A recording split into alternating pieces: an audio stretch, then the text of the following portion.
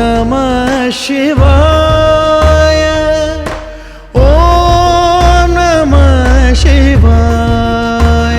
ശാപമോക്ഷദായക ശ്രീ സുന്ദരേശ, സർവജഗത്പതേ പ്രണാമം.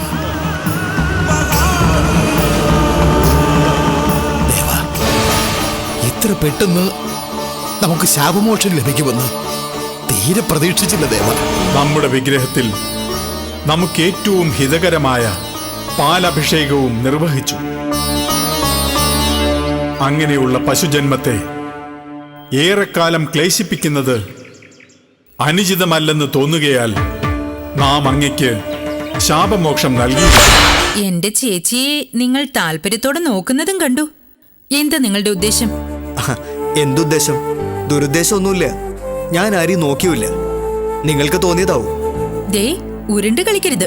പെൺകുട്ടികളെ പോലെ മനസ്സിലൊന്ന് ഉറപ്പിച്ചിട്ട് പുറമെ മറ്റൊന്ന് പറയുന്നത് പുരുഷന്മാർക്ക് യോജിച്ചതല്ല.